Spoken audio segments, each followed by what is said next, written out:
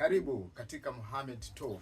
Leo tutamzungumzia mwanasiasa kijana sana, ni mmoja wa viongozi wanaoinukia nchini Tanzania, anayejulikana kama Ridhiwani Jakaya Kikwete. Anajulikana kama mtoto wa rais mstaafu Jakaya Mrisho Kikwete.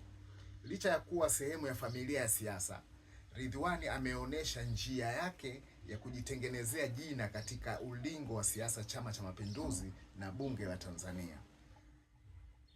Hapa ni moja ya maisha yake ya awali na elimu. Ridhiwani Kikwete alizaliwa tarehe 5 Februari mwaka 1979.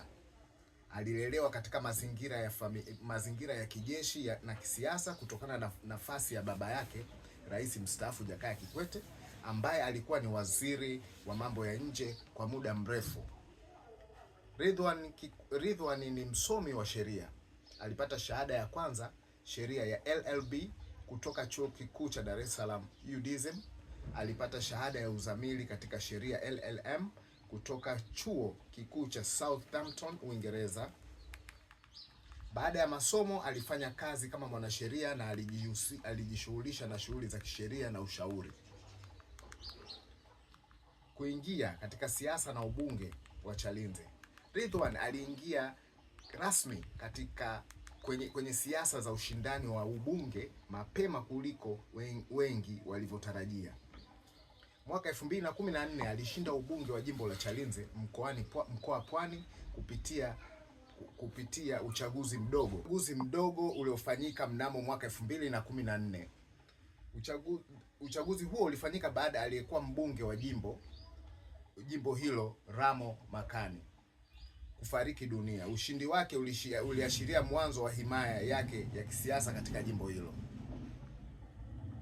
Mwaka 2015 mpaka mwaka 2020 aliendelea kugombea na kushinda ubunge wa Chalinze katika uchaguzi mkuu wa mwaka 2015 na ule wa mwaka 2020, akithibitisha uungwaji mkono wake na wapiga kura wa jimbo hilo.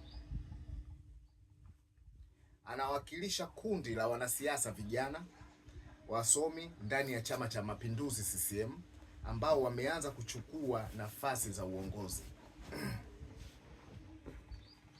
Kama mbunge, Ridhiwani amehusika katika shughuli za bunge na za serikali. Amekuwa mwanachama wa kamati mbalimbali za bunge, hasa zile zinazohusiana na masuala ya sheria, utawala bora na miundombinu, akitumia taaluma yake ya sheria. Mwaka 2021, mnamo mwaka 2021, Rais Samia Suluhu Hassan alimteua Ridhiwani kuwa naibu waziri wa ardhi, nyumba na maendeleo ya makazi. Alihudumu katika nafasi hiyo kwa kusaidia kusimamia sekta ya changamoto nyingi za migogoro ya ardhi. Aliwajibika katika nafasi hiyo hadi alipoondolewa katika mabadiliko ya baraza la mawaziri mwezi Februari mwaka 2023. Usuli wa familia na siasa. Nafasi ya Ridhiwani haiwezi kutenganishwa kabisa na ushawishi wa familia yake. Akiwa mtoto wa rais mstaafu, kuna matarajio makubwa kutoka kwa umma, lakini pia anabeba jukumu la kuthibitisha uhalali wake kisiasa nje na ya jina la baba yake. Ridhiwani amekuwa akijitahidi kuonyesha kuwa anasimamia masuala ya kisheria na sauti yake, masuala ya kisheria na jamii, na kujenga heshima yake kama kiongozi anayejitegemea, akisisitiza utawala bora na nidhamu. Licha ya kuondolewa kwenye nafasi ya naibu waziri, Ridhiwani Kikwete anabaki kuwa mmoja wa wanasiasa wenye ushawishi ndani ya chama cha CCM. Mwanasiasa wa siasa, bado ni mbunge wa jimbo la Chalinze na anaendelea kushiriki kamilifu katika siasa za chama tawala. Anatambulika kama kiongozi mwenye uwezo wa kuendelea kushika nyadhifa za juu za uongozi kutokana na elimu, uzoefu wake bungeni na utumishi katika ngazi za uwaziri. Asante.